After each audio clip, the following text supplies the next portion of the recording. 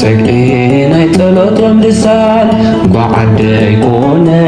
ኢለን ተዘመርኩ ምኽንያት አሉኒ በዝን ተመስከርኩ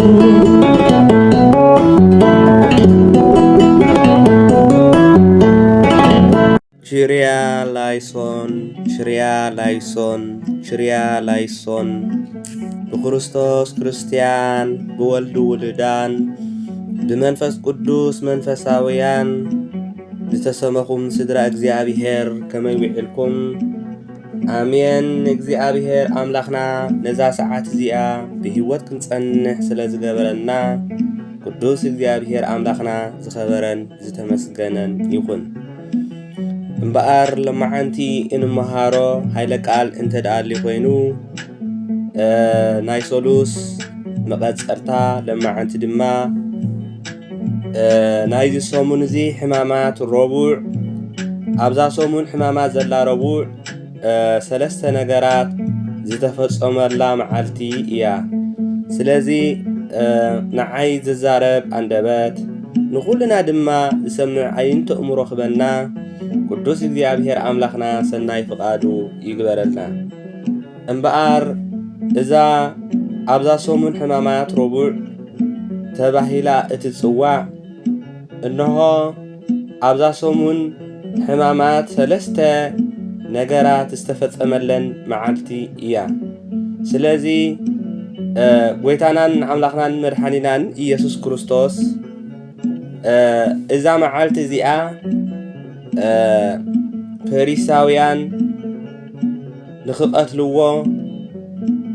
ብዋጋን ብውሩርን ተሰማሚዖም ምስ ይሁዳ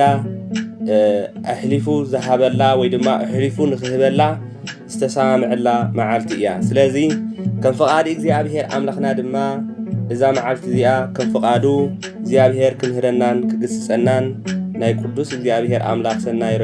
ሰናይ ፍቓዱ ይግበረልና። እምበኣር እታ ቀዳመይቲ ንሪኣ ኣይሁዳውያን ንጎይታ ክቐትሉ ተማኺሮም ዝተሰማምዐትሉ መዓልቲ እዩ። ስለዚ ጎይታናን አምላኽናን መድሓኒናን ኢየሱስ ክርስቶስ ኣብዛ ዓለም ብሓፂር ቁመቱ ብጸቢብ ደረቱ ብብዙሕ ትምህርታትን ተኣምርን ይገብር ስለ ዝነበረ ኣይሁዳውያን እውን ብዙሕ እዋን ክሕዝዎን ክቐትልዎን ይሓስቡ እኳ ይደልዩ እኳ እንተነበሩ ክኾነሎም ግና ኣይከኣለን። ምኽንያቱ ድማ ጎይታ ተሰቒሉ ንዓለም ዘድሕነላ መዓልትን ሰዓትን ስለ ዘይኣኸለ እዩ። ጎይታ ግዜ ጋና ኣይኣኸለን እዩ ግዜው ስለ ዘይኣኸለ እንዳበለ ብዙሕ ግዜ ብዙሕ እዋን እውን ይዛረብ ነይሩ እዩ ኣብ ዘመነ ስጋዊ እዩ። እንተኾነ ግን ካብ ፈለማ እኳ ንጎይታ አንጻሩ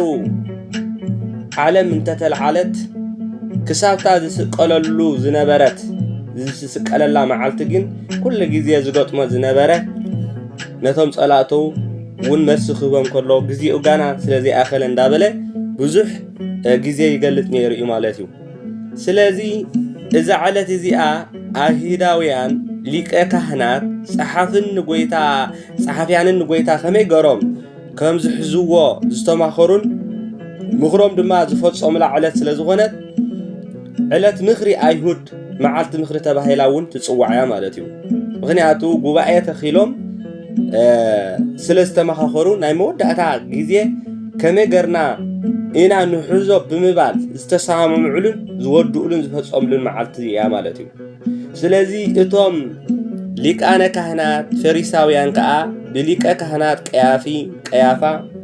ተመሪሖም ጉባኤ ኣኪቦም ኩሉ ሰብ ካብ ዝጠፍእ ሓደ ሰብኣይ እንተሞተ ይሓይሽ ኢሎም ወሰኑ።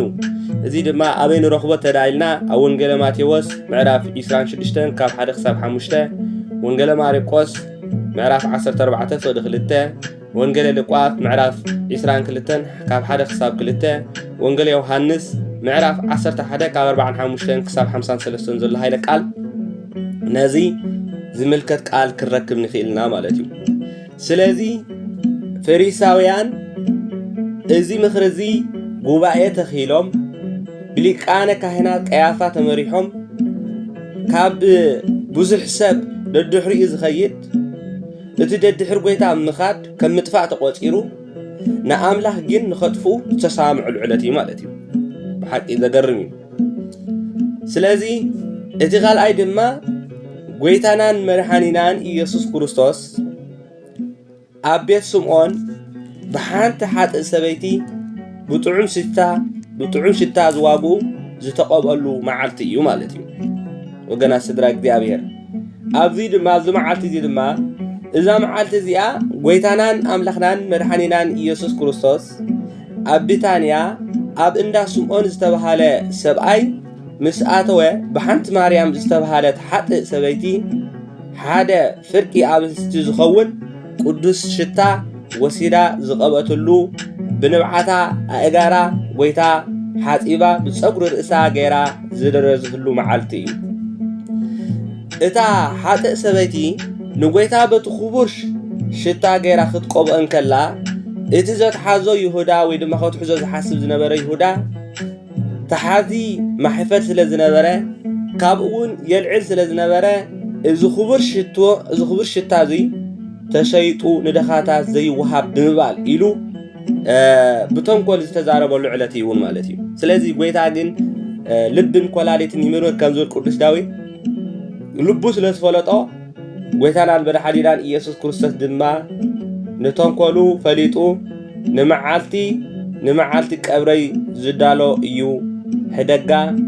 ድኻታትሲ ኩሉ ግዜ ምሰኻትኩም ኣለው ንዓይ ግና ኩሉ ሳዕ ኣይክትረኽቡን ኢልኩም ኢሉ ብምግሳጽ ከም ዝገሰጾ ንርኢ ማለት እዩ ነቲ ንሳ ዝገበረቶ ተግባር ብምድኣት ጎይታ ማለት እዩ እዚ እውን ኣብ ወንጌል ተጻሒፉ ኣብ ኩሉ ዓለም ዝገበረቶ ሰናይ ነገር ንኽዝ መዘከርታ ንኸውን ድማ ብሓቂ ይብለኩም ኣለኹ በሎም እዚ ድማ ናይታ ማርያም መግደላዊት ንሳሓጥ እንከላ ናብ ጎይታ መጽያ ብጥዑም ሽታ ሓጢያታ ክትበክ ከላ ይሁዳ ግን ወዲ መዛሙርቱ እንዳሃለወ እንሆ ኣብ ማእኸሎም ኮይኑ እንዳሃለወ ከሎ ኣብ ማእኸል ምስቶም ደቂ መዛሙርቱ ተንኮል ዝፈሓረ ማለት እዩ ራይዎ ስለዚ ናይ ብሓቂ ይብለኩም ኣለኹ ብሓቂ ይብለኩም ኣለኹ እዛ ሰበይቲ እዚኣ ካብቲ ሰናይ ተግባር ካብቲ ሓጢያ ዝገበረቶ ሰናይ ተግባር ዝገበረቶ ንኩሉ ግዜ መዘከርታ ክኸውን ኢሉ ከም ዝነገሮም ወንጌል ማቴዎስ ምዕራፍ 26 ቁጥሪ 6 ክሳብ 13 ዘሎ ወንጌል ማርቆስ ምዕራፍ 14 ካብ 3 ክሳብ 9 ዘሎ ወንጌል ዮሐንስ ምዕራፍ 12 ካብ 1 ክሳብ 8 ዘሎ የረዳና ማለት እዩ ይሁዳ ግን ካብቱ ማርያም መግደላዊት ዘምፀቶ ተሸይጡ ንደኻታት ብምባል ዘየጣፋፈአ ተግሳጽ እኹል ዝኾነ ተግሳጽ ንሕልንኡ ዝወቅስ ስለ ዝሃቦ ጌታ በዚ ክዕገስ ይከኣለን እንታይ ዳ ክገብር ክኢሉ እዚ ናይ ማርያም ዘረድእ እቲ ሰናይ ዝገበር ኩሉ ግዜ እንዳተሰገረ ከም ዝነብር ኣብ ቅድሚ እግዚአብሔር እውን መጎስ ከም ዝርከብ ዓስቡን ከም ዝቕበል እዩ ቅዱስ እግዚአብሔር ኣፍታ ትመጽእ መንግስቱ ክዝክረና ናይ ሰናይ ነገር ክንገብር ይግበአና ከም ማርያም መግደላዊት ንጎይታ በቃ ውፊቱ ኮይና በታ ዘለታ ከይዳ ገዚኣ ንዕኡ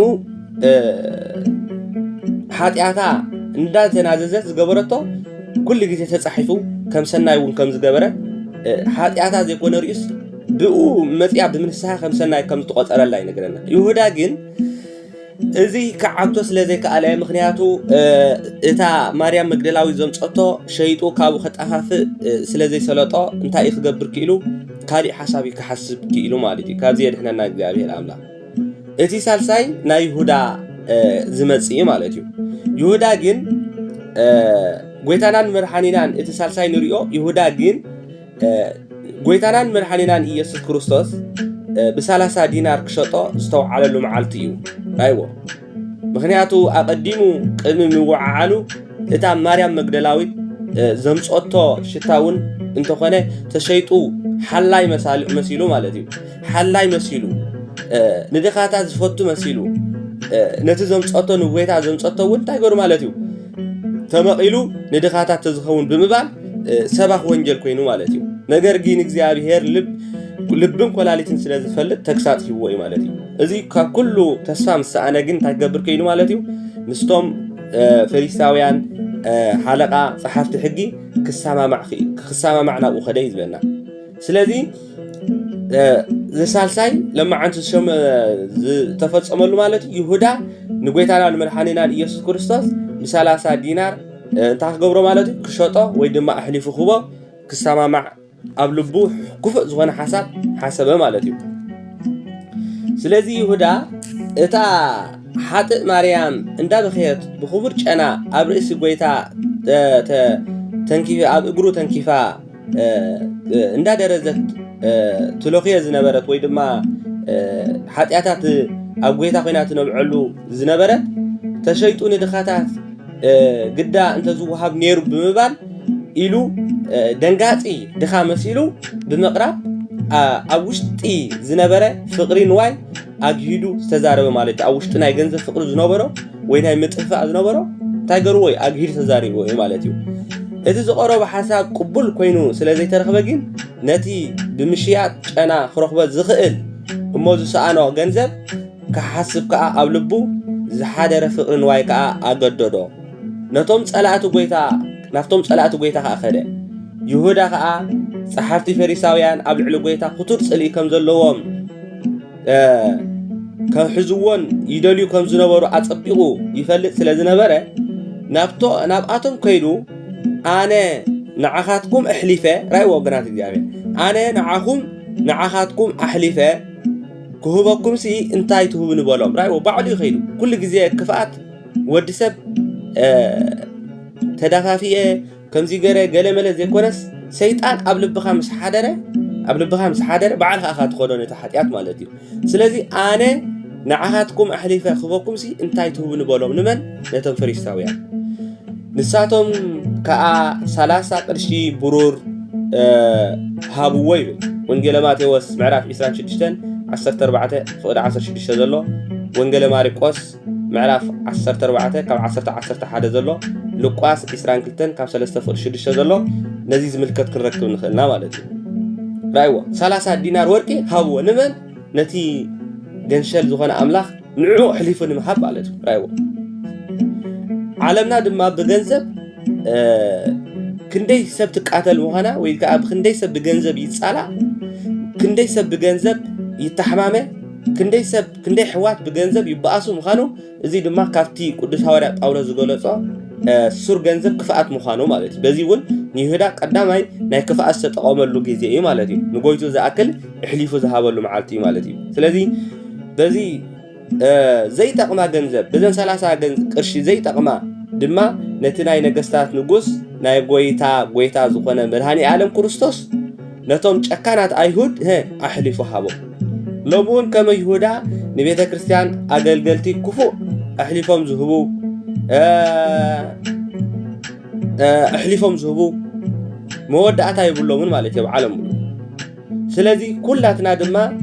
ካብ ክፍኣት ግብሪ ርሒቕና ንቤተ ክርስቲያን ኣገልገልቲ ክገብረና ወይ ድማ ብዘይ ክፍኣት ኩልና ካብ መዝምራን ዘለና እቶም መንፈሳውያን ንበሃል ዝኾነ ነገር ንሓውና ዝወቅስ ንሓውና ብስስዐ ገንዘብ ብዝኾነ ነገር ክፉእ ዝኾነ ነገር ክንሓስብ ከም ዘይብልና ካብዚ እውን ንምሃርና። ምክንያቱም ይሁዳ ንወዲ መዛሙርቱ ንጎይታ ማለት እዩ ንጎይታ ፈጣሪ ዝኣክል ወዲ መዛሙርቱ ኸ እንዳበለ እንታይ ገይሩ ማለት እዩ እሕሊፉ ንጎይቱ ዝኣክል ሂቡ ማለት እዩ። ስለዚ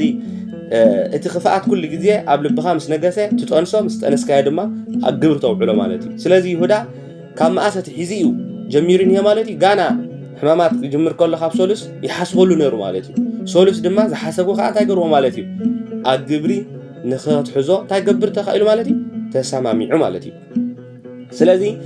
እዛ መዓልቲ እዚኣ እምበኣር ኣይሁዳውያን ንጎይታናን መድሓኒናን ኢየሱስ ክርስቶስ ክቐትልዎ ተሰማሚዖም ዝወሰኑላ መዓልቲ ስለ ዝኾነት ቅድስቲ ቤተ ክርስቲያን ድማ ምስ ዓርቢ ሓዊሳ ጾመ ድሕነት ኢላ ብምስማይ መዓልቲ ረቡዕ ጾም ክትከውን ብኣዋጅ ውሽጢ ኣብ ቤተ ክርስቲያንና ኣብ ናይ ኦርቶዶክስ ቤተ ክርስቲያንና ናይ ኣዋጅ ኣጽዋም ተሰሪዓ ትርከብ ማለት እዩ። ራይዎ እታ ዓርቢ ናይ ስቕለቱ ክትኮን ከላ እዚኣ ድማ ከም ስቕለት ካብ ስቕለት ፍልይ ዘየብላ ንኽስቀል እሕሊፉ ስለ ዝሃቦ ይሁዳ ኣብኡ ከሎት ምስጢር እውን ክርደአና ረቡዕ ድማ ጾመ ድሕነት ተባሂላ ትጽዋዕ ብዘይካ ኣብ ትንሳኤ ካሊእ መዓልቲ ረቡዕን ዓርብን እንታይ ይኸውን ማለት እዩ ቅዱስ ቤተ ክርስቲያንና ጾመ ድሕነት ተባሂሉ ረቡዕን ዓርብን ዝኾነ ጽጋ ወይ ናይ ጠሊ ዘለዎ ናይ ስዕረት ኣይብላዕኒ ማለት እዩ ስለዚ እግዚአብሔር አምላኽና ብሕማማቱ ይበዘወና ብስቕለቱ ይበዘወና ናብ ብርሃነ ትንሣኤ ድማ ብሰላም ብፍቕሪ ብሓድነት የጽንሐና እግዚአብሔር አምላኽና ዝመሃረና ዝገሰጸና ክብርን ምስጋናን ንዕይኹኖ ስብሃት ለእግዚአብሔር ልዑል ወለወላዲት ድንግል ወለመስቀሉ ክቡር ይተአኮቶ ይሰባህ ስሙ ለእግዚአብሔር አምላክነ ወትረ በኩል ጊዜ ወበኩል ሰዓት አሜን።